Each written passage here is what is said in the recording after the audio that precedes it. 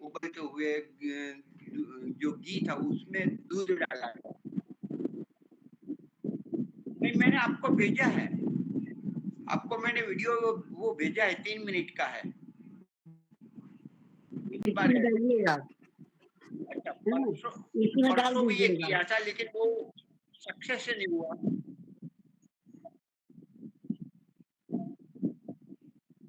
हाँ, रिकॉर्डिंग है आपके, आपको मैंने भेजा है रिकॉर्डिंग।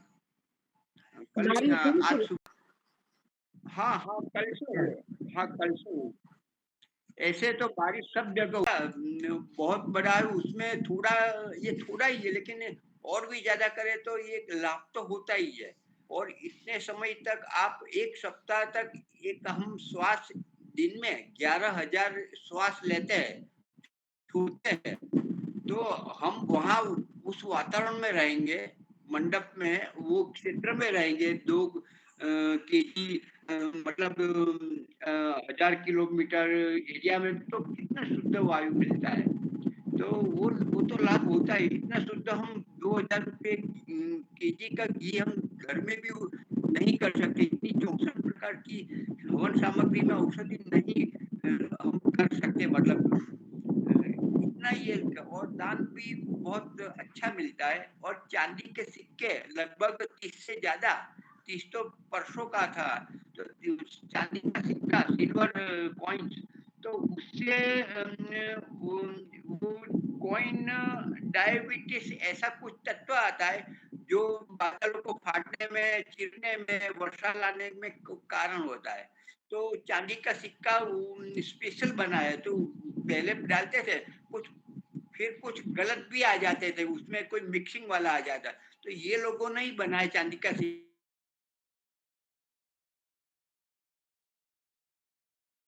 चांदी के सिक्के भी डाला गया। तो ये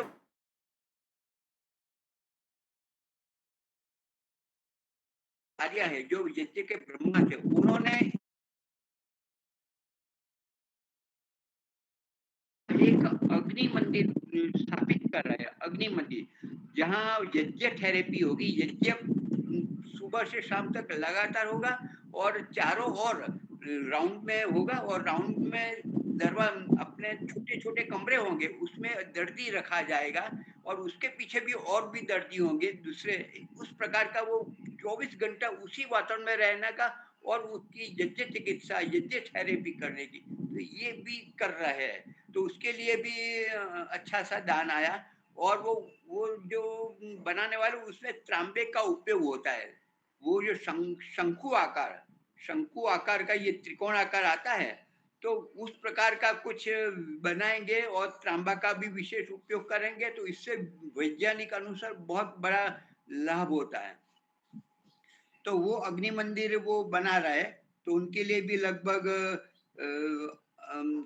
चालू कर देंगे, तो 10-12 लाख से तो ज्यादा ही मतलब आया है। और भी करोड़ों में वो तो पहुंचेगा, क्योंकि बहुत बड़ा बना रहा है। और वो वर्ल्ड में पहला ही होगा सारे विश्व में ऐसा यज्ञ थेरेपी के द्वारा कीटाणु जो रोग के उसको निकालने के लिए।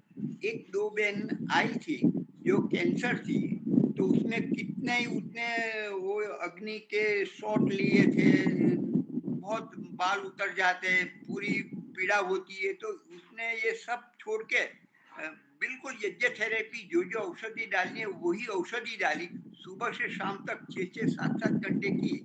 तो उनके उनके अंदर लोही के द्वारा, श्वास प्रश्वास के द्वारा, छोटे से छोटे, कहा जाता है कि डीएनए है ना, डीएनए अपना वो भी बदल सकते हैं। वहां तक उसने कितने महीने तक उसने लगातार हवन किया, थोड़ा प्राणायाम आदि भी किया, अनुलोम विलोम आदि भी किया। तो ये सतत प्रक्रिया हुई, तो उससे बिल्कुल जो सीरियस हाथ पैर छोड़, मतलब डॉक्टर ने मना कर दिया कि 1 महीना बस सेवा कर लो इनकी यहाँ, तो बिल्कुल वो कवर हो गए और बिल्कुल स्वस्थ हो गए आज भी वो। तो ऐसे माइंड के इफेक्ट वाले हैं।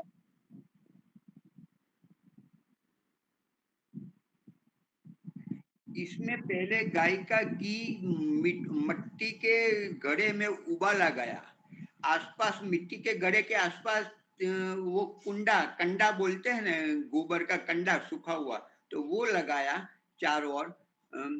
और फिर उबला, जब उबला तब लगा कि अभी डालना चाहिए, तो वो डाला, तो एकदम प्रकाश विस्फोट होता है, लाइट एकदम जैसे बिजली के तो कैसी लाइट, तो वैसे एकदम लाइट हुई। और उससे जो धुआं निकलते हैं, वो किरणें निकलते हैं, वो बादल फाड़ने में, और वो बहुत विशेष प्रकार की वो उस समय निकलती है, तो सब दूर हट जाते हैं। तो ये ऐसे 2-3 बार ये उसी समय किया, तो कल सक्सेस पूर्वक हुआ। अभी उस पर एक वैज्ञानिक बहन भी आए थे भुज में, यही काम कर रहे हैं। पहले यज्ञ करने के पहले जो वातावरण पर्यावरण का उस स्थान पर लिया, फिर यज्ञ हुआ उसका लिया, मध्य में भी लिया और अंत में भी लिया, और तीनों का रिपोर्ट लिया, तो बहुत बड़ा फर्क पड़ता है। ये वातावरण में, पूरा पर्यावरण में सुधार हो जाता है। तो इस प्रकार से हमें करना चाहिए। बात तो बहुत मैंने कर दी। तो 7 दिन हमने इसी वातावरण में रहे। वेदों की ऋचा, बहुत बच्ची, जो 4 बच्चियां थी, आचार्य पद और कुछ पढ़ने वाली भी थी, उन्होंने भी बहुत अच्छा किया, तो अच्छा लगा। और ये मैं 5वीं-6ठी बार में जा रहा हूँ, गया हूँ, पहले भी यहाँ आया हूँ, तो मेरे लिए तो नया नहीं है। और दूसरा ये भी कि भोजन की व्यवस्था, निवास इतनी बढ़िया। एक दिन फाफड़ा जलेबी खाया, एक दिन मेंदू वड़ा दिया, एक दिन भाजी पाव खाया, एक दिन छोले भटूरे खाया, एक कोई आइटम कोई बाकी ही नहीं रही। नाश्ते में भी अलग, भोजन में भी अलग, मतलब इतना बढ़िया, इतना प्रेम से, इतना खर्चा करके बनाया है। तो और हम रहे, पूरे गांव में रहे, पूरे 130 घर है, 130 वालों ने, सभी ने अपना ऊपर का रूम अलग कर दिया मेहमानों के लिए। और हम सब रहे बड़े प्रेम से, हमें रखा गया, आतिथ्य हमने माना। तो स्वामीनारायण नगर है, यहाँ कोई लाखोंपति नहीं है, करोड़ोंपति है, करोड़ोंपति है। मतलब यहाँ क्या भूकंप आया, सबसे ज्यादा ये भचाऊ क्षेत्र में भूकंप आया, तो आसपास सब अपने अपने क्षेत्रों में, कृषि क्षेत्र में वो रहते थे। तो स्वामी नारायण के जो संत है, तो उन्होंने ऐसा कहा कि हम संगठित रहे तो एक तीसरे के उपयोगी हो सकते हैं। तो सबने एक छोटा सा क्षेत्र बनाया कि हम सब यहाँ रहते हैं, अपने अपने, और गाय आदि है, तो उसके लिए हम वाड़ा बना देते हैं, गांव के आसपास चारों ओर वाड़ा बना देते हैं, वाड़ा बना दिए। तो उस प्रकार से वो गाय का रहने का स्थान, उसमें भी इसके लिए अपना जैसे घर बनाए, उसके लिए स्वतंत्र वाड़ा भी बनाए, अपने अपने घर का, अपने अपने गाय के लिए। तो बड़े बड़े घर है, लाखों करोड़ोंपति है, ऐसा बोल सकते हैं, मतलब सुखी संपन्न है। तो अच्छा हमने लगा। बस अभी 1 घंटे में 5 बजे निकल जाएंगे। तो ये बात की, अभी समय तो हमारे वक्ता का सुनने का हो गया, मैंने 10 मिनट ले लिए हैं। जी धन्यवाद। श्रुति जी, आपका स्वागत है, प्रारंभ करिए। बहुत अच्छा लगा, मन कर रहा है हम भी जाएंगे अगली बार। जरूर जरूर आइए। हम तो देखते हैं कि ये हमारे कच्छी पटेल है, क्या बोलते हैं, भगत के लिम्बोज है, पोकार जी है, जो परिवार वहां जाना है, आंख मूंद के चले जाने का, वहां खाने की रहने की कोई चिंता नहीं, केवल आओ। आप जीरो दान दे दो ना तो भी चलेगा। कुछ ऐसे थे कि जो बच्चा है नुकसान हो रहा है, वो हम भरपाई करेंगे, ऐसे भी दाता है। उसमें सासू आई, बहू आई, देरानी आई, जेठानी आई, पोता आया, बच्चा आया, जमाई राजा आया, वेवाई पक्ष आए, सब आए, यज्ञोत्सव हुआ। जी। कहाँ की बातें बात कर रहे बहुत हैं? हो जाएगी।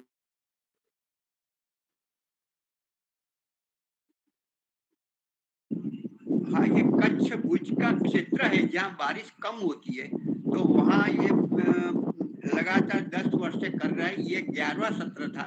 तो गांव में सभी मुंबई के सब रहने वाले है यहाँ के, लेकिन अपने व्यापार धंधे के लिए, कंस्ट्रक्शन आदि के वहाँ गए, और वहाँ जाकर यहाँ अपने कच्छ भुज को समृद्ध कर रहा है। यहाँ हर सोसाइटी में, हर परिवार में सोलर सिस्टम है।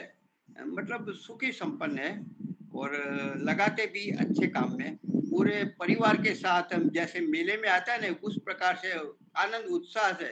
बहनों का ड्रेस देखो, 50 बहनों की एक ही साड़ी, फिर दूसरी दार पीली, तो सभी की पीली साड़ी, तीसरे ऐसे पुरुषों का भी है। तो इतना माहौल बढ़िया लगता है कि आर्य समाज ये मतलब 4 आदमी ही रविवार को मिलेंगे हवन के लिए, वो भी ढूंढना पड़ता है, और यहाँ देखते हैं तो कितना बढ़िया है। तो लगता है कि आने वाली पीढ़ी कुछ ना कुछ जुड़ेगी, ऐसा थोड़ी आशा बनती है जी। कहाँ की बात कर रहे हैं ये?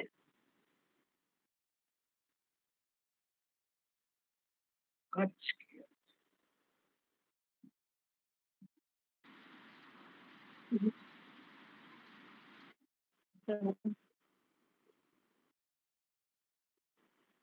नहीं कोई दिक्कत नहीं, सब एकदम समझे हैं।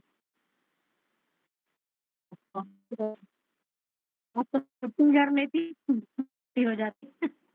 कोई बात नहीं, अपना कर्तव्य करते रहना चाहिए सभी आराम से। सुंदर जानकारी हम रहे थे और मन कि हम भी वहाँ जाएँ।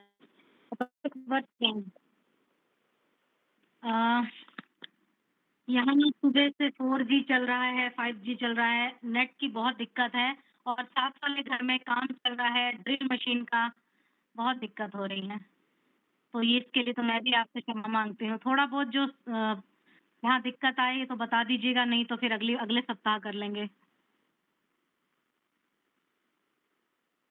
अच्छा, क्योंकि जो पीछे आंधी बारिश आई है उसकी वजह से कभी 5G आ रहा है, कभी 4G आ रहा है, नो नेट वाईफाई नहीं चल रहा ठीक से। तो आइए थोड़ा-सा मैं विचार पढ़ रही थी मुनि जी, बच्चों के विषय में पढ़ रही थी। आप अभी बड़ी अच्छी बात कर रहे थे कि हमें यज्ञ में जाना चाहिए, यज्ञीय कार्यों को करना चाहिए। यदि हम स्वयं जाएँगे ऐसे कार्यों में तो हमारे आने वाली जो संस्कार है, हम संस्कार देंगे बच्चों को, आने वाली पीढ़ी को, तो वो भी हमारे को देखकर ही कार्य करेंगे। कहते हैं ना, बच्चे बोलने से, डाँटने से नहीं समझते हैं। आपके जो आचरण को देखते हैं उसी से बच्चे समझते हैं। परंतु आज हम क्या कर रहे हैं, अपने बच्चों को केवल बड़ा बनाने में लगे हैं। बड़े तो वो अपने आप हो जाएँगे, हम उनको बढ़िया बनाएँ।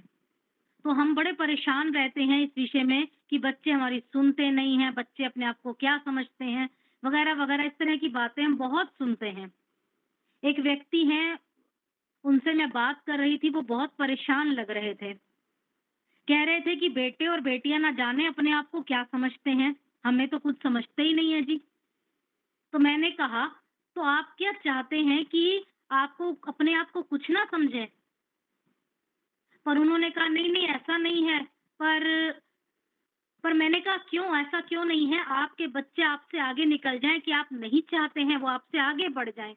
आपकी भी गलत बातों का विरोध करें, आपकी बात कहने में किसी सूरत में ना हिचकिचाएँ। मतलब बच्चों को आगे बढ़ने दीजिए। तो व्यक्ति कहने लगा, लेकिन समाज के कुछ रूल्स होते हैं, कुछ ऐसे बोलने लगे। तो मैंने कहा कि तो रोज़मर्रा की बातें हैं जी, रोज़मर्रा की शिकायतें हैं। इन बातों और शिकायतों के कारण जो है ना, ये जनरेशन गैप है। ये जनरेशन गैप ना समझना ही इसका कारण कह सकते हैं। पहली बात तो जनरेशन गैप होती है, आगे भी होती रहेगी। हम सब चाहते हैं हमारे बच्चे पढ़ लिख कर बहुत आगे निकल जाएँ, हमसे भी आगे निकल जाएँ। कुछ हमारी प्रेरणा, कुछ हमारी इच्छाओं और कुछ शेष उनके परिश्रम के आधार पर, उनके परिश्रम के बल पर बच्चे सचमुच अपनी पिछली पीढ़ी से आगे निकल जाते हैं। ये बात बिल्कुल सत्य है। अब आगे निकलने का अर्थ क्या है? अर्थ ये भी है कि उनमें कई प्रकार के परिवर्तन आ जाते हैं। काम करने के तरीके परिवर्तन, दिनचर्या, व्यवहार तक में आप देखिए परिवर्तन हमें दिखलाई पड़ते हैं। हर प्रकार के मापदंड बदल जाते हैं और ये वास्तव में परिवर्तन के बिना आगे बढ़ना संभव नहीं है। कहते हैं ना, चेंजेस होने चाहिए लाइफ में, कहीं ना कहीं आगे चेंजेस होंगे तो बच्चे बहुत कुछ सीखेंगे। लेकिन जनरेशन गैप के कारण जो हम पुराने लोग हैं, पुरातन पंथी हैं, दकियानुसी विचारधारा के लोग हैं ना, इस परिवर्तन को सहजता से स्वीकार नहीं करते, अंगीकार नहीं करते। इस अस्वीकृति के कारण द्वंद्व उत्पन्न हो जाता है। इस वजह से ना बच्चे क्या कहते हैं, हम लोग क्या कहते हैं, हम कहते हैं कि आपने हमारे लिए किया ही क्या है, हम तो बच्चों के लिए इतना कुछ कर रहे हैं। पिछली पीढ़ी का दोषारोपण तो बिल्कुल सही है, लेकिन बच्चे आगे बढ़े इससे हमें क्या आपत्ति हो सकती है भाई। लेकिन कई बार उनका व्यवहार बच्चों का इस कदर बदल जाता है कि हमें बर्दाश्त करना मुश्किल हो जाता है। हम कह तो देते हैं अपने माता पिता से कि आपने हमारे लिए किया क्या, आपके जमाने में ऐसा चलता था, वैसा चलता था, अरे हम तो कर रहे हैं अपने बच्चों के लिए। लेकिन बच्चों का जो व्यवहार हम देख रहे हैं, उनकी कई बातों को तो बर्दाश्त करना बहुत मुश्किल है। बच्चों में अन्य लोगों के प्रति या पेरेंट्स के प्रति, माता पिता के प्रति भी एक उपेक्षा का भाव आप देखिए देखने को मिल रहा है। आज मैं कई घरों में देखती हूँ। दीपालिका जी, मैं सही कह रही हूँ ना? कई उपेक्षाएं बच्चे करते हैं। मेहमान आ जाए, हाँ जी, बिल्कुल होता, जी जी बहुत परिवार हैं। अब मेहमान आ जाए घर में, कोई आगंतुक आ जाए, कोई तटस्थता का भाव हम उनके लिए उत्पन्न, हम कहते हैं ना पारिवारिक मूल्यों की उपेक्षा करना नहीं, वो तो विरोध करने लग जाते हैं। हर बात में बच्चे मीन मेख निकालना प्रारंभ कर देते हैं। किसी का सामना करने में जैसे उनको अपमान लगता है। और सबसे बड़ी बात, जी शब्द का प्रयोग तो उनको ऐसा लगता है जैसे दुष्कर हो गया हो। हम कहते हैं ना जी शब्द लगाओ, दादाजी, चाचा जी, नहीं लगाते। दूसरों को कमतर आंकते हैं, नीचा दिखलाने की प्रवृत्ति उनकी प्रबल हो जाती है। और लापरवाही के साथ साथ मनमानी करने की आदत भी उनकी बढ़ जाती है। अब अपनी पढ़ाई लिखाई नौकरी का अहंकार मैं कहूंगी आज के बच्चों में साफ झलक रहा है। जो बड़े बच्चे हैं उनकी बात कर रही हूँ। देखिए, जहाँ तक जीवन शैली की बात करें, खान पान की पसंद की बात करें, नापसंद की बात, वो तो चलो समझ आती है। लेकिन अहंकार और शिष्टाचार का पालन ना करना अथवा हर बात में दूसरों की उपेक्षा करना किसी भी दृष्टि से उचित नहीं माना जाना चाहिए। हम लोग उनको सब कुछ बोलने देते हैं, कुछ भी बोल रहे हैं, बैठे हैं नहीं बैठे, नमस्ते कर रहे हैं नहीं कर रहे। अब इस स्थिति के लिए कौन उत्तरदायी है? इसके लिए भी प्राय पेरेंट्स ही दोषी हैं, यानी कि हम लोग भी दोषी हैं। हम चाहते हैं हमारे बच्चे अच्छी से अच्छी पढ़ाई करें और उसके लिए हम अच्छी से अच्छी व्यवस्था करते हैं, लेकिन उनके सामने हम उच्च आदर्श नहीं रख पा रहे हैं। अपने बच्चों को किशोरावस्था में पेरेंट्स स्वयं अपने पेरेंट्स यानी कि दादा दादी की उपेक्षा करते आप देखे जा सकते हैं आज। यानी हम अपने माता पिता से बुरी तरह से बोल जाते हैं, यानी बच्चों के दादा दादी नाना नानी से उल्टा सीधा हम बोल जाते हैं। हमेशा उनके प्रति हमें शिकायत का भाव रहता है और ये आम शिकायत रहती है कि हम अपने बच्चों के लिए तो कर रहे हैं, आपने ऐसा नहीं किया। अब देखिए, ऐसी शिकायतों में ना तो कोई सच्चाई होती है और ना ही कोई उचित व्यवहार की बात होती है। यदि आप अपने बच्चों के लिए चिंतित हैं, तो ये संस्कार ही तो हैं जो आपके माता पिता से आपको मिले हैं। बूढ़े माता पिता किसी उपेक्षा का भाव बच्चों में अनायास ही स्थानांतरित हो जाता है। जैसे कहते हैं ना, एक आपके ब्लड में अगर ऐसी कोई है तो आपके बच्चों में भी ये संस्कार जा रहे हैं, तो बच्चों में अपने आप स्थानांतरित हो रहा है। यानी आपको अपने बच्चों की चिंता है, आपके माता पिता को भी तो आपकी चिंता है ना। तो बच्चों के लिए यही बातें आदर्श बन जाती हैं। बच्चों के लिए, बच्चों को दिखाने के लिए नहीं कि अपने माता पिता को अपने मन से, बुजुर्गों की अपने मन से सेवा करिए। आप, आपके घर कोई मेहमान आ जाए, आगंतुक आ जाए, कोई परिचित आ जाए, तो आप स्वयं ऐसा व्यवहार करिए जिससे प्रेरणा पाकर बच्चे भी वैसा व्यवहार करें। आज देखने में बहुत कुछ उल्टा दिख रहा है। आप क्या सोच रहे हैं कि हम अपने बच्चों पर पैसा खर्च करके बच्चों को नैतिक शिक्षा दे रहे हैं, समावेश बातें उनको बता रहे हैं, लक्ष्यधार भाषण उनको हम दे रहे हैं बच्चों को, हम उनको डांट डपट के समझा रहे हैं, उनमें नैतिकता का विकास हो जाएगा? बिल्कुल गलत सोच रहे हैं आप। हमारे एक परिचित हैं, अब उनके घर जैसे मैं कई बार कभी जाना भी होता है, तो उनके बच्चे क्या है, अलग अलग कोनों में दीवार की तरफ मुंह करके पढ़ रहे होते हैं। आपको मैं बताऊं, मेरा अपना स्वयं का अनुभव है। मेरी बुआ जी की बेटी 10वीं के पेपर दे रही थी और मेरी शादी हो चुकी थी, थोड़ी सी मेरे से छोटी। मैं शादी के बाद पहली बार उसको मिलने गई तो मैंने उसकी शक्ल ही नहीं देखी। कई साल पहले भी नहीं देखी थी और उनके घर भोजन पे गए तब भी नहीं देखी। क्यों? माता पिता कहने लगे, मतलब मेरे भैया भाभी कहने लगे कि वो पढ़ाई कर रही है, उसके 10वीं के पेपर है। और दूसरी को हॉस्टल भेज दिया। तो बच्चे क्या है, पढ़ाई कर रहे हैं, बच्चे का मुँह जो है दीवार की तरफ है, दूसरे कमरे में कोई और बच्चा आ जाए तो उसके साथ खेलने भी नहीं देते।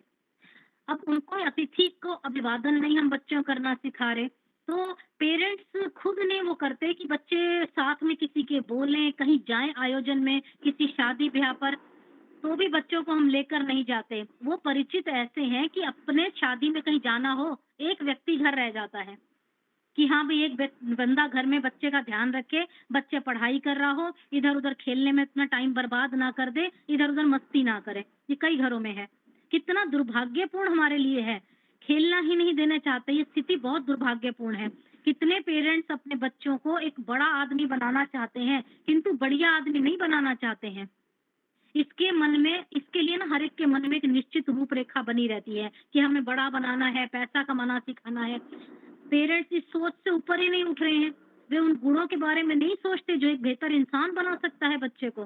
ज़्यादातर पेरेंट्स यही सोचते हैं कि बड़ा होना ही अच्छा है, जो सरासर गलत है। अब बच्चों को बड़ा आदमी बनाने की जगह केवल अच्छा आदमी बनाने का प्रयास करेंगे तो सभी समस्याओं का हल निकल जाएगा। और ये तभी संभव है जब हम स्वयं अच्छे पेरेंट्स बने, अपने आचरण के द्वारा अच्छा कार्य उनको करके दिखाएं, तभी वो प्रोत्साहित होंगे। अब इसका अर्थ ये नहीं है कि हम अपने बच्चों को जीवन शैली से, पढ़ाई से, जीवन उपयोगी वस्तुओं से दूर कर दें, परंतु इन सब के साथ-साथ बच्चों को आचरण से, नैतिकता से, अच्छे व्यवहार से, अच्छे संस्कार से उनका विकास करें, उनके अंदर संतुलन पैदा करें, स्वांगीण उनका विकास करने में, गुणों को बढ़ाने में हम स्वयं सहायक बने। तो मैं अंत में यही कहना चाहूँगी, यदि हम स्वयं अपना और अपने बच्चों का भविष्य अच्छा बनाना चाहते हैं, तो हमें बच्चों को बचपन से ही यज्ञ, संध्या आदि करने की आदत डालनी चाहिए। सबके साथ बैठकर भोजन करने की आदत हो, सबको अभिवादन करने की आदत हो, हाथ जोड़कर नमस्ते करना हो, तरीके से बैठना हो, बच्चों ने थोड़ी हेल्प करानी हो माता-पिता के साथ, बड़ों का आदर सत्कार करना हो, जो विद्वान हमारे घर आते हैं, उनसे बहुत कुछ सीखना हो, तो बच्चों को साथ बिठाइए। तो उसके लिए हम स्वयं ज़िम्मेदार हैं, बच्चे हमें देखेंगे, प्रेरणा मिलेगी तो बच्चे करेंगे। लेकिन हम बच्चों को उनसे दूर रखते हैं। कोई आ जाए तो हम कहते हैं सामने मत आना, पढ़ते रहो। ये बहुत गलत है। तो इसलिए छोटी-सी बात मेरा मन था, क्योंकि आज दीपालिका जी ने बहन बहुत कम समय देर से दिया तो मैं कुछ ज़्यादा पढ़ नहीं पाई। तो मन में कुछ विचार थे मेरे, ये एक सत्य घटना कह सकते हैं या आज का व्यवहार कह सकते हैं। तो हम अपने बच्चों को सत्संग में लाएँ, यज्ञ में लेकर जाएँ, उनको अच्छी आदतें सिखाएँ ताकि वो प्रेरणा हमसे भी ग्रहण कर सकें। तो आइए 2 पंक्ति कहकर वाणी को विराम दूँगी। आगे माता योगेश्वरी जी के विचारों को भी हम सुनेंगे। अपने बच्चों को जो सत्संग में लाया होता तो कितना अच्छा होता, तो कितना अच्छा होता। घर में रहने का सद्व्यवहार सिखाया होता तो कितना अच्छा होता, तो कितना अच्छा होता। अपने बच्चों को जो सत्संग में लाया होता तो कितना अच्छा होता, तो कितना अच्छा होता। माता को मम्मी या मम्मा कहाया मैंने, माता को मम्मी या मम्मा कहाया मैंने, अपने को डैडी और डैड बताया मैंने। यदि माता पिता के ऋण को गिनाया होता, यदि माता पिता के ऋण को गिनाया होता तो कितना अच्छा होता, तो कितना अच्छा होता। घर में रहने का सद्व्यवहार सिखाया होता, घर में रहने का सद्व्यवहार सिखाया होता तो कितना अच्छा होता, तो कितना अच्छा होता। धनी बनने की धुन में धन तो कमाया मैंने, धनी बनने की धुन में धन तो कमाया मैंने, कभी बच्चों को बुराई से न बचाया मैंने। यदि विषयों को समझ विष से बचाया होता, यदि विषयों को समझ विष से बचाया होता तो कितना अच्छा होता, तो कितना अच्छा होता। घर में रहने का सद्व्यवहार सिखाया होता तो कितना अच्छा होता, तो कितना अच्छा होता। लुट चुका सब कुछ जब होश मुझे तब आया, अपनी गलती पे नरेश दत्त भी बहुत पछताया। गीत प्रभु का यदि बचपन से ही गाया होता, गीत प्रभु का यदि बचपन से ही गाया होता, तो कितना अच्छा होता, तो कितना अच्छा होता। घर में रहने का सद्व्यवहार सिखाया होता, अपने बच्चों को जो सत्संग में लाया होता, तो कितना अच्छा होता, तो कितना अच्छा होता। बहुत बहुत धन्यवाद पालिका जी, मुनि जी, सबका धन्यवाद। बहुत ही बहुत अच्छा सुंदर बेटा, बात। बहुत ही अच्छा, बहुत आगे बढ़ो। आज हमारे बच्चे कुछ मानते नहीं, सुनते नहीं। जब सुनाने का समय था, फिर 14 वर्ष हो, 16 वर्ष का हो गया, फिर हमारे हाथ से गया, कुछ सुनने वाला है ही नहीं। हम कभी सत्संग में बच्चे को नहीं ले गए, साधु सन्यासी को घर में नहीं बुलाया। आज भी हम फंक्शन में नहीं जाते, नहीं अपने बच्चों को ले जाते। अच्छे कपड़े उनके लिए लाओ कि मेरे चलो यहाँ फंक्शन में जाना है, उसके लिए ड्रेस में दे रही हूँ, तो ऐसा भी करो। लोभ काम सब प्रकार से, लेकिन ले आओ बच्चे को ऐसे हल्के फुल्के कार्यक्रमों में, तो बच्चे में संस्कार पड़ेगा तो वही काम में आएंगे, तो वो गलत रास्ते पे नहीं जाएगा और बचता रहेगा। और दूसरा ये भी है कि कभी बच्चे को भी आप होटल में पिक्चर दिखाने ले जाओ, उनको ऐसा ना, उनको बाहर कहीं ढूंढे नहीं प्रेम, या तो ये नहीं मिला तो मैं, इतना भी दबाव मत करो, ये भी जरूरी है। तो कुछ 100% तो हम नहीं कर सकते, लेकिन जितना हो सके दोनों में बैलेंस बना करके करें। ये धन्यवाद। बहुत अच्छे विचार आपने रखे, जो हम सब सह रहे हैं, जान रहे हैं। तो हमारे योगेश्वरी माता जी, जी आपका वक्तव्य प्रारंभ करें।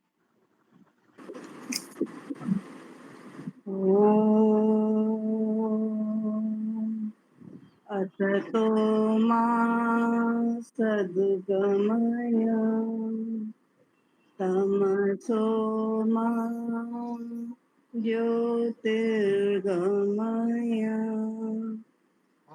मृत्योर्मा मृत्युंगमय। ओम शांति शांति शांति। वैदिक प्रज्ञा व्याख्यान माला में उपस्थित मुनि जी, दीपालिका जी, श्रुति जी और सभी धर्म प्रेमी भाई बंधु बहनें माताएं, सभी को मेरा सादर नमस्ते। मुझसे पहले श्रुति जी ने जो बच्चों के बारे में जो अपने भाव प्रकट किए, एक तरह से एक दुख प्रकट किया कि बच्चे जो है माता पिता का कहना नहीं मानते, तो कुछ हद तक तो माता पिता ही उसके जिम्मेदार होते हैं, क्योंकि उन्होंने जिस समय उनको सिखाना था उस समय उनको नहीं सिखाया, हमने उनको संस्कार नहीं दिए। और बाद में अब क्या, अब फिर पछताए हो तो क्या, चिड़िया चुग गई खेत, फिर तो क्या है, हमें अब रोना ही है। फिर भी हमें प्रयास करना चाहिए कि हम वो क्या चाहता है, कुछ हम उनकी बातों को माने, कुछ उनको अपनी बातें मनवाएं। इस तरीके से हमें बच्चों को करने का प्रयास तो अवश्य ही करना चाहिए। तो बहुत ही अच्छा श्रुति बहन का उद्बोधन रहा। मैं आज सदा जागरूक रहें, इस हेडिंग को लेकर आपके समक्ष 3 मंत्र रखूंगी। हम सोते ना रहें, जागते रहें। जागने का तात्पर्य ये नहीं है सोना जागना, रात वाला और दिन में जागना। सावधान रहें, संसार में रह के सावधान रहें। तो मैं ये 3 मंत्र हैं। ये पहला मंत्र है, अथर्ववेद से है। त्वाम अग्ने वृणते ब्राह्मणा इमे शिवो अग्ने संवरणे भवानः सपत्नः अग्ने अभिमाते जद भव स्वे गए जागृह प्रयुच्छन। तो इस मंत्र में गार गार्हपत्य अग्नि, गृहस्थी वाली पत्नी जो अग्नि जो है उसके बारे में बताया गया है, उसको उपदेश दिया गया है। तो पहले हम इसका अन्वय देखेंगे। हे अग्ने इमे ब्राह्मणाः त्वा वृणते, हे अग्ने नः संवरणे शिवः भव, हे अग्ने सपत्नः अभिमातिजिद भव, स्वे गए अप्रयुच्चन जागृहि। शब्दार्थ देखेंगे।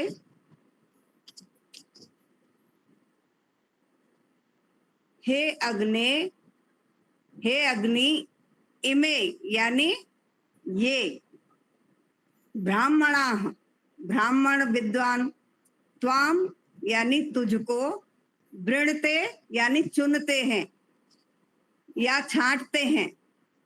चुनने का मतलब है बहुत सारा कचड़े वाला भी सामान है, उसमें से हमें अच्छा अच्छा चुन लेना है, चुनते हैं।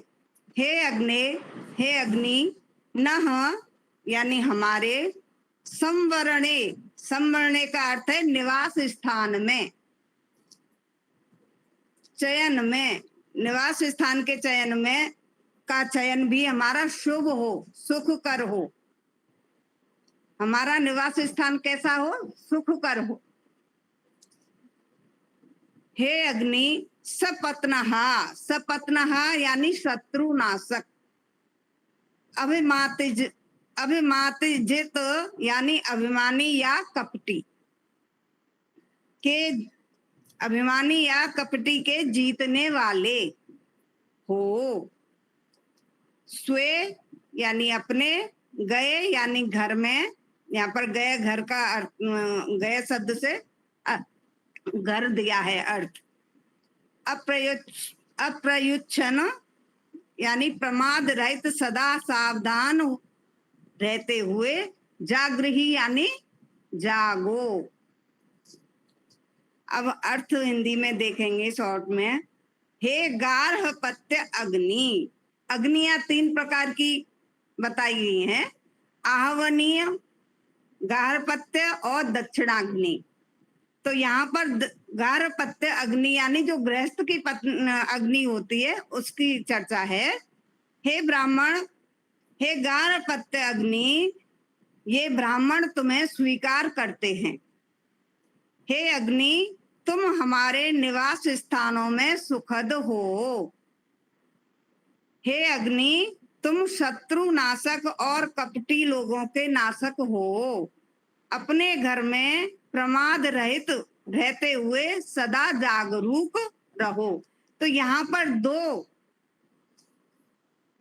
दो शिक्षा दी गई हैं इस मंत्र में।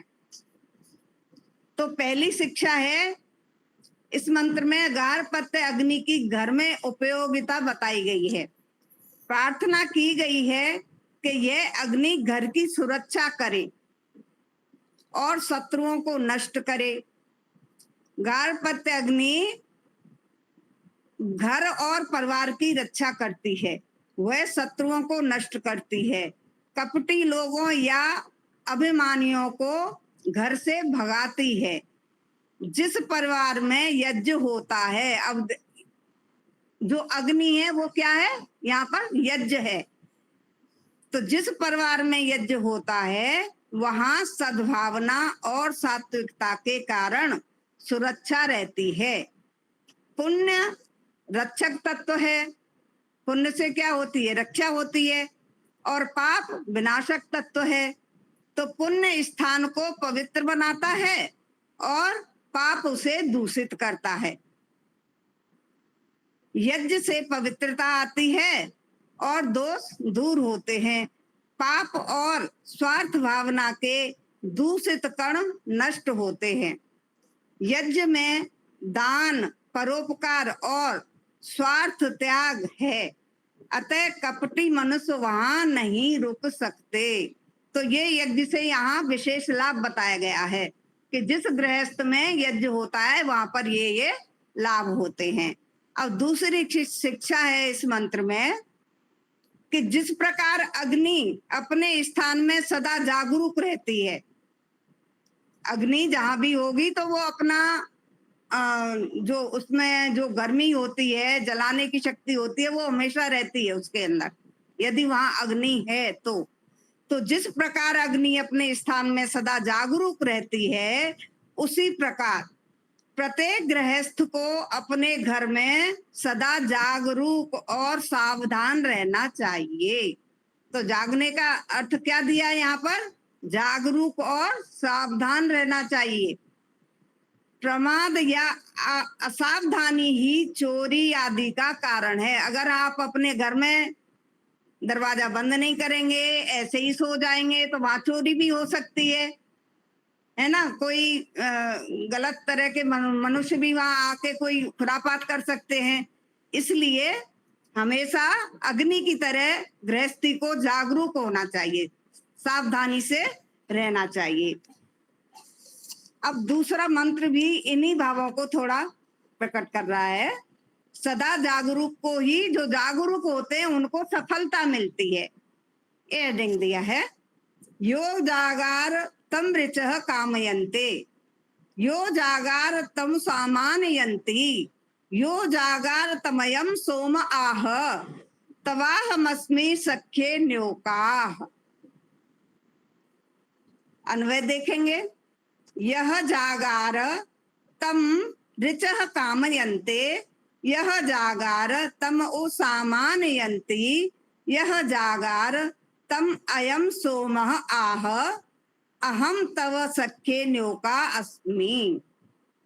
शब्दार्थ देखेंगे, यह यानी जो, जागार यानी जागता है, तम उसको, ऋचः ऋचाएं ऋग्वेद के मंत्र, कामयन्ते चाहते हैं, यह जो जागार जागता है उसको ही सामानी सामवेद की ऋचाएं प्राप्त होती हैं, यंती प्राप्त होती हैं।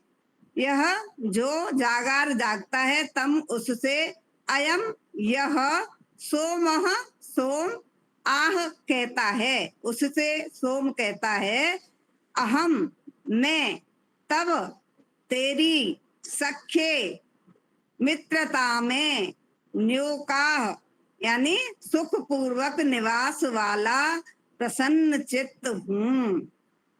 तो ये इसका अर्थ देखा। अब हम शॉर्ट में अर्थ देखेंगे हिंदी में। जो जागता है उसको ही ऋग्वेद के मंत्र चाहते हैं, जो जागता है उसके पास ही सामवेद की ऋचाएं आती हैं, जो जागता है उससे सोम कहता है कि मैं तुम्हारी मित्रता में प्रसन्न चित्त रहता हूं। अब हम इसका व्याख्या थोड़ी अच्छी देखेंगे। मंत्र का कथन है कि जो जागता है उसी को वेद चाहते हैं और परमात्मा भी उसी को चाहता है। तो जो ऋचाएं हैं वो वेद की हैं और वेद जो है वो ईश्वर की वाणी है। तो जो जिसको वेद चाहते हैं उसको ईश्वर चाहता है, वेद चाहता है, ऋचाएं चाहती हैं। ऋग्वेद और सामवेद जागने वाले को क्या लाभ पहुंचाते हैं? चारों वेदों में स्थान स्थान पर गूढ़ अर्थों वाले मंत्र हैं। जो सूक्ष्म बुद्धि वाले और जागरूक व्यक्ति वे गूढ़ अर्थों को समझ लेते हैं। सिर्फ उनको पढ़ने से कोई फायदा नहीं हो जाता है। जो गूढ़ अर्थों को समझ लेते हैं और तदनुसार कर्म करके वेदों का लाभ उठाते हैं, उन मंत्रों को समझकर उनके अनुसार कार्य करते हैं और उनसे लाभ लेते हैं। सामान्य बुद्धि वाले उन रहस्यों से वंचित रहते हैं। जो उनको नहीं समझ पाते हैं वो उनसे उनके लाभ से वंचित रहते हैं। यह कथन तथ्यपूर्ण है कि वेद सब सत्य विद्याओं की पुस्तक है, परंतु इस कथन मात्र से वेदों का महत्व नहीं बढ़ जाता। हम ये कहते रहे वेद सब सत्य विद्याओं की पुस्तक है, वेद सब सत्य, तो उससे क्या होगा? ये कोई वेदों का महत्व नहीं मालूम पड़ेगा जब तक हम उसके गूढ़ रहस्य तक नहीं पहुंचेंगे। इसके लिए गहन मनन, चिंतन, अन्वेषण और वैज्ञानिक परीक्षण आवश्यक है। उदाहरण के रूप में एक तथ्य प्रस्तुत किया जा रहा है। मंत्र का कथन है कि जल में अमृत है। ये एक छोटे से मंत्र का अर्थ है, अथर्ववेद का मंत्र है। जल में अमृत है, जल सभी रोगों की औषध है।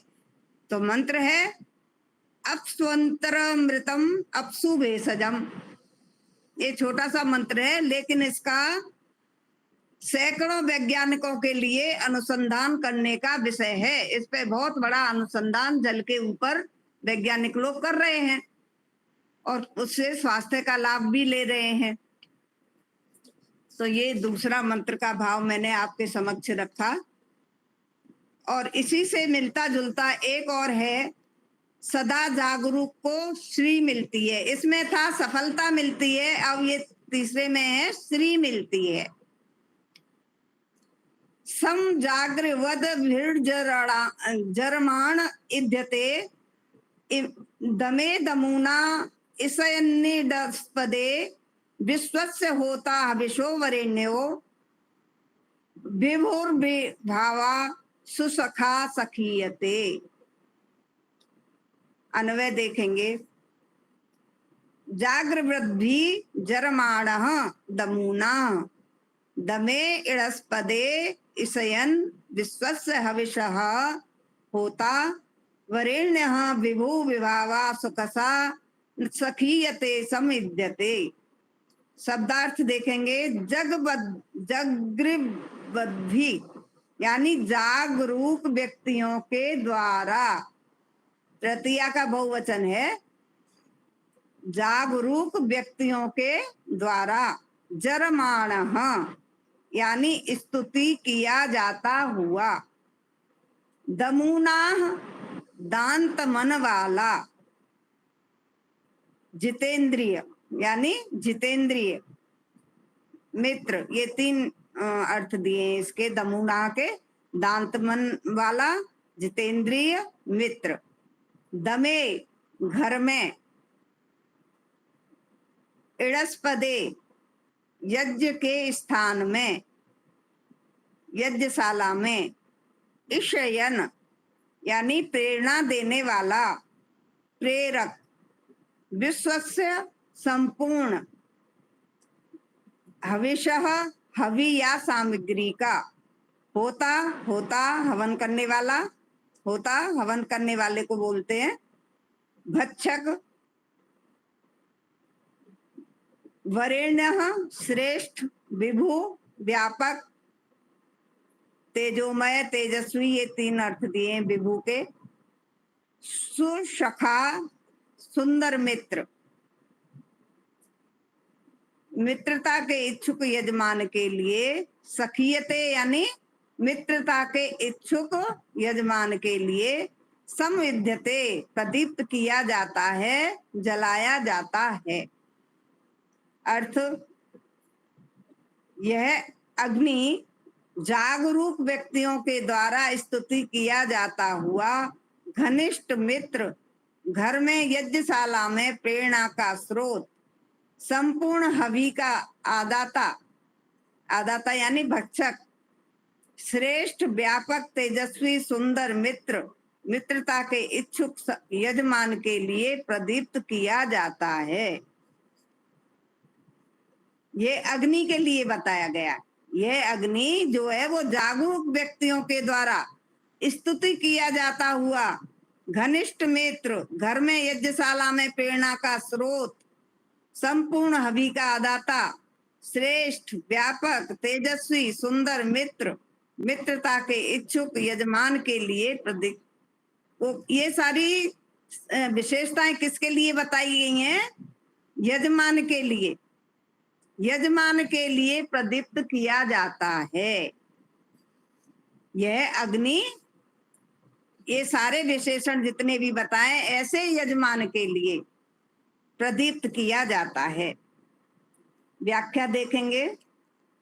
इस मंत्र में अग्नि के गुणों का वर्णन किया गया है। अग्नि प्रकाश का स्रोत है, यह ऊर्जा का भी स्रोत है। यज्ञ में अग्नि प्रकाश और ज्ञान ज्योति के लिए जलाई जाती है। यज्ञ में जो अग्नि है वो प्रकाश और ज्ञान ज्योति के लिए जलाई जाती है। अतएव मंत्र का कथन है कि प्रबुद्ध व्यक्ति ही यज्ञार्थ अग्नि प्रदीप्त करते हैं। जो प्रबुद्ध हैं, विद्वान हैं, जो कुछ मनन करते हैं, ऐसे विद्वान लोग ही, प्रबुद्ध लोग ही, बुद्धिमान लोग ही यथार्थ अग्नि प्रदीप्त करते हैं। जैसी अग्नि चाहिए, जैसा यज्ञ को करना चाहिए नियम से, वही करते हैं। नहीं तो उसको मतलब उल्टा सीधा उसमें जो करते हैं वो नहीं करना चाहिए, ठीक प्रकार से नियम से करना चाहिए। यज्ञकर्ता की आंतरिक इच्छा होती है कि वह प्रबुद्ध और जागरूक हो। यज्ञ चेतना, जागरूकता, उद्बोधन और समर्पण का भाव देता है। यज्ञ हमें क्या क्या देता है?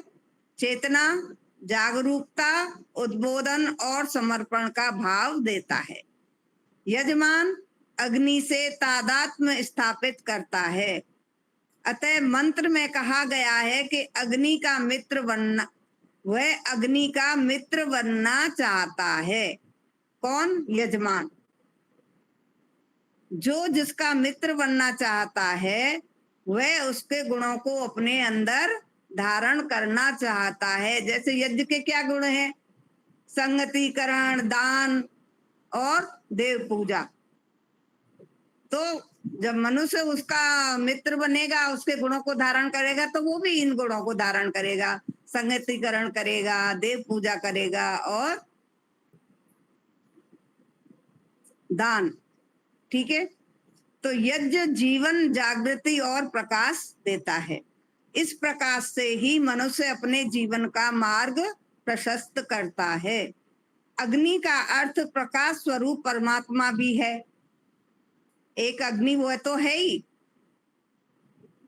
गृहस्थ में जो एक भोजन पकाने के लिए जलाई जाती है ना, और एक ऊपर बिजली के रूप में भी है, और एक यज्ञ की अग्नि भी है। तो परमात्मा को भी अग्नि कहते हैं। परमात्मा सर्वत्र सर्वव्यापक ज्ञान का स्रोत है।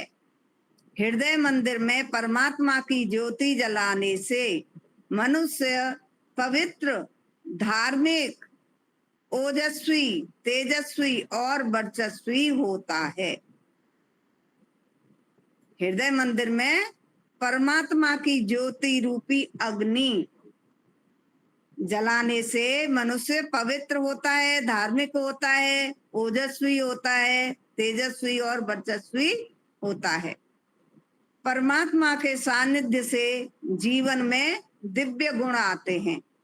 जैसे दिव्य गुण परमात्मा के अंदर हैं, वो जब वो यज्ञ में, जब वो हमारा एक तरह की अग्नि है, तो वो हम जब उसे मित्र बना लेंगे तो हमारे अंदर भी उनके जैसे गुण आएंगे। यही परमात्मा की मित्रता का शुभ फल है। इसलिए हमें परमात्मा रूपी अग्नि को अपने अंदर स्थापित करना चाहिए, जलाना चाहिए, उनके गुणों को अपनाना चाहिए। तो ये 3 मंत्र मैंने जागरूक रहने के लिए जो आदेश दिया है वेदों में, मनुष्य को जागरूक रहे, सावधान रहे, सोता ना रहे, आसपास क्या हो रहा है वो सबका ध्यान रखे, जागरूक रहने के लिए 3 मंत्र मैंने आपके समक्ष रखे। अब इन्हीं भावों को रखते हुए एक छोटे से भजन से आपके समक्ष, उसके बाद मैं अपनी वाणी को विराम दूंगी।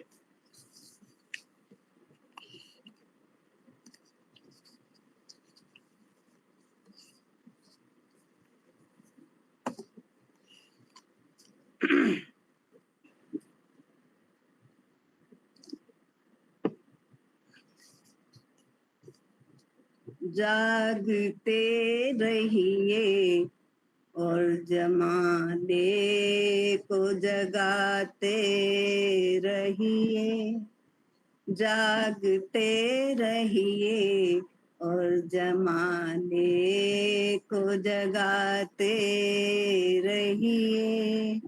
मेरी आवाज में आवाज मिलाते रहिए, जागते रहिए और जमाने को जगाते रहिए, जागते रहिए और जमाने को जगाते रहिए। मुनि जी की तरह खुद भी जागे और दूसरों को भी जगाते रहिए। हमने कल रात जलाए थे जो चौपालों पर। आपने देखा होगा जहाँ ठंड बहुत पड़ती है चौपाल पे वो अग्नि जला के तापनी तापते हैं ना। अलावा बोलते हैं, क्या बोलते हैं गुजरात में, अग्नि जला के तापते हैं, लोग बैठ जाते हैं आसपास गर्मी के लिए।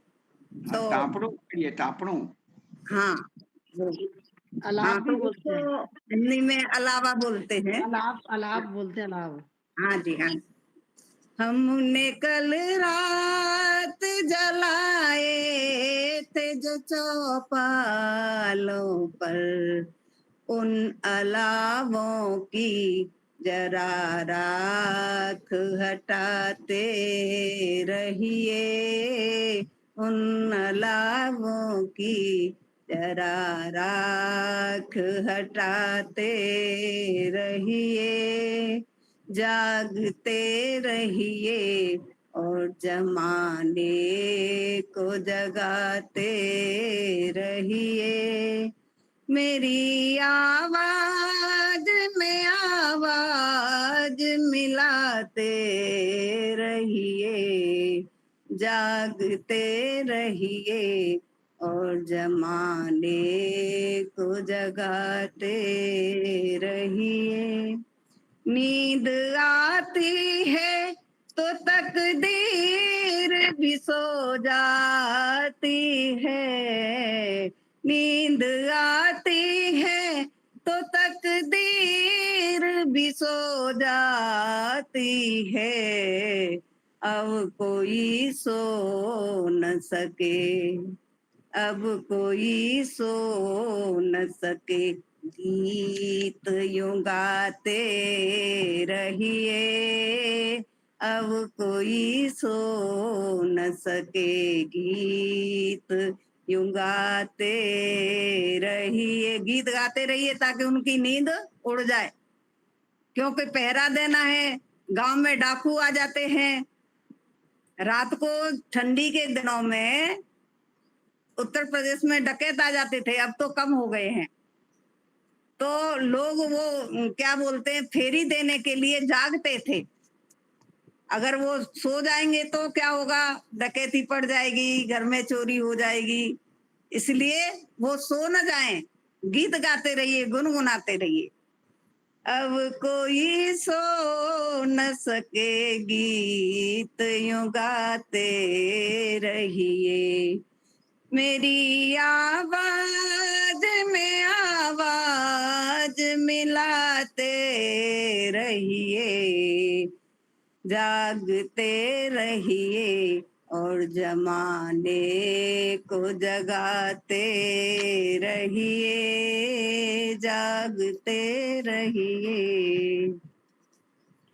मिटाना चाहते जो अज्ञान के अंधेरों को, मिटाना चाहते जो अज्ञान के अंधेरों को, जानकारी की सदा, जानकारी की सदा लो और में जगाते रहिए, जागते रहिए और जमाने को जगाते रहिए, जागते रहिए और जमाने को जगाते रहिए। जाने कब आखिरी खत आप नाम आ जाए, जाने कब आखिरी खत आपके नाम आ जाए, आपसे जितना बने, आपसे जितना बने प्यार लुटाते रहिए, आपसे जितना बने प्यार लुटाते रहिए, मेरी आवाज में आवाज मिलाते रहिए, जागते रहिए और जमाने को जगाते रहिए, जागते रहिए और जमाने को जगाते रहिए, जागते रहिए और जमाने को जगाते रहिए। आपके भजन ने सबको खुश कर बहुत दिया। धन्यवाद बहुत आपका, बहुत बढ़िया, बहुत बहुत बहुत बढ़िया। अच्छा लगा, बहुत सुंदर गाया, बहुत सुंदर। मैं प्रयास करती हूँ कि जो सब वो विषय मैंने लिया है मंत्र का, उससे मिलता जुलता ही मेरा भजन हो। मैं फिर वो ढूंढ ढाड़ के वो करती हूँ सब। ये कौन से राइटर का है ये भाष्य आपके पास जो पढ़ रही थी पत्थर में? ये तो मैंने पहले बताया था ना आपको, ये कपिल देव द्विवेदी जी का ये अच्छा। है नीति शिक्षा। अच्छा, मैंने हाँ बताया था आपने, हाँ ध्यान भूल गई, ठीक है।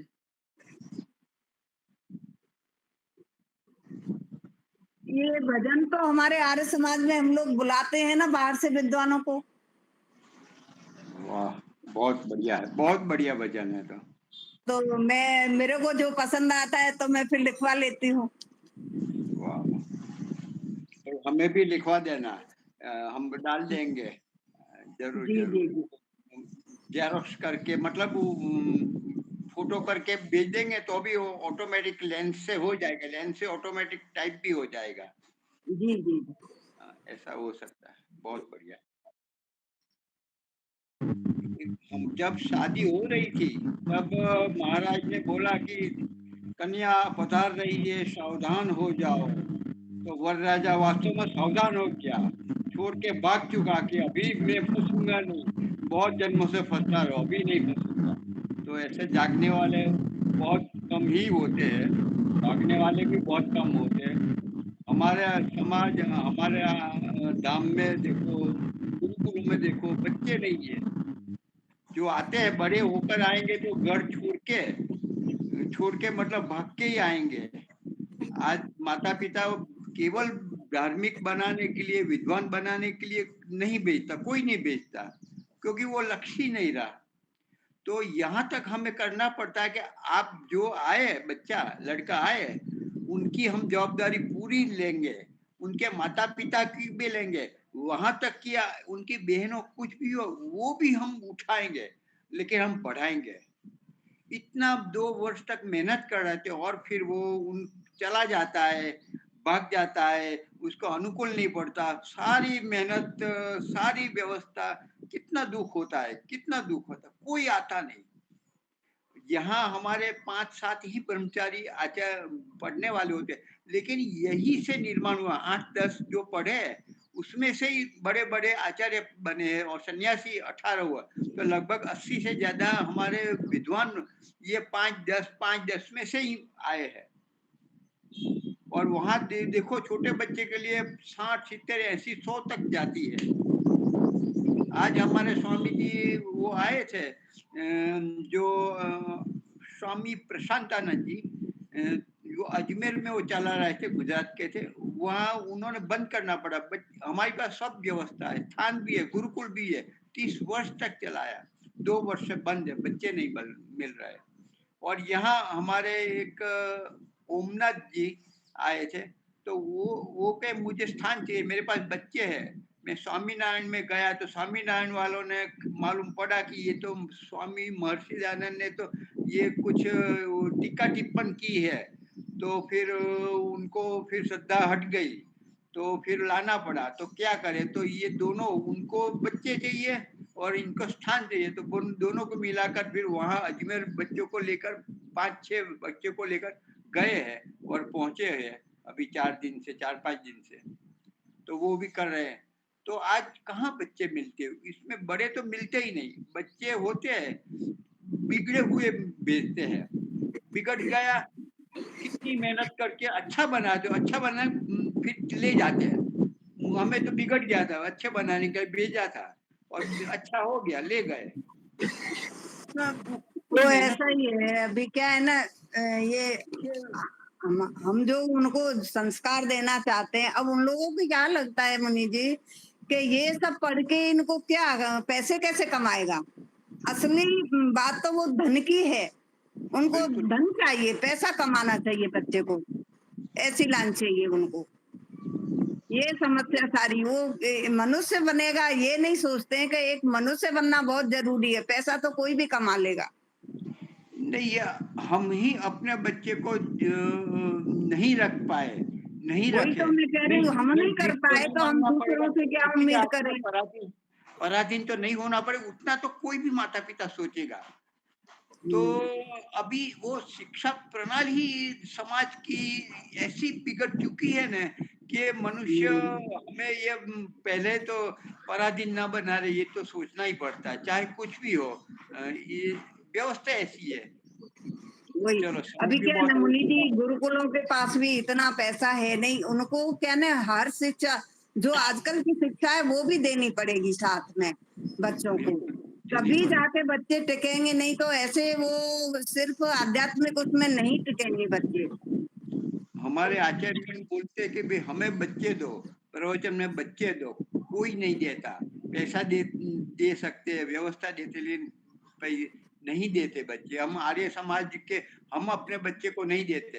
हमने तो नहीं दिया, पोते को तो आप कोई हठाग्रह दुराग्रह के ज्यादा दबाव डाल ही नहीं सकते। हम अपने बच्चे के लिए कर सकते थे, बच्चे बड़े हो गए तब समझ आई, क्या करेंगे।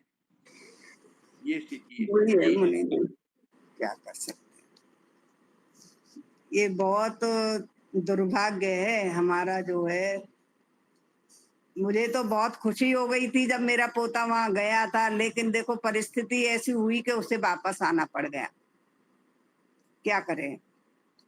उसी समय उन लोगों ने भी थोड़ी व्यवस्था बिगाड़ दी, नहीं तो वो अपने मन से गया था मुनि जी, हमने कोई फोर्स नहीं किया था, वो अपने मन से ही गया था। उसको हमने शुरू से ऐसा खाना पीना, उसको बिना नमक बिना मिर्च मसाले का खाना, उसको जब तक उसको बड़ा किया था ऐसे खाने में रखा उसको, कैसे भेजना है गुरुकुल। फिर भी अपने घर में बनाते रहिए और भी अच्छे गुरुकुल वो देखते तो खैर रहिए। है ही मुनि जी, वो तो सही है, लेकिन एक जो हमने सोचा था, बड़ी हमें आशा जगी थी कि हम अपना एक बच्चा तो दें कम से कम इस धर्म के लिए, लेकिन क्या किया जाए अभी। अच्छा, देने के बाद कुछ वर्ष में भी ऐसा भी आता है कि बच्चा कि मैं रहूंगा ही नहीं, मैं चला, मैं तो नदी में कूद जाऊंगा। यहाँ तक ऐसी भी स्थिति आती है, कोई बच्चा कभी वो कुछ मनमानी करता है, कुछ नहीं माना जाता, रुष्ट हो जाता है, ये सब होता है, बच्चा बच्चा ही होता है। तो ऐसी भी स्थिति रखने के बाद भी होती है। बहुत सारे प्रॉब्लम आते हैं, हमने बच्चे को रखा है, मालूम है, बहुत सभी के लिए आते हैं। लेकिन फिर भी अपना संस्कार होते हैं और आप दृढ़ रहोगे तो बच्चा ठीक आ ही जाता है, ठीक आ जाता है। दृढ़ता आपको रखनी पड़ेगी। यदि आपने अश्रु धारा बहा ली, माता पिता ने या तो दादा दादी नाना नानी ने, तो नहीं काम बनेगा। जी जी, शंकर जी। कक्षा का समापन, आवाज आ रही है मणि जी? हाँ जी, आ रही है शंकर भाई, आ रही है। कक्षा का समापन होगा। धन कमाने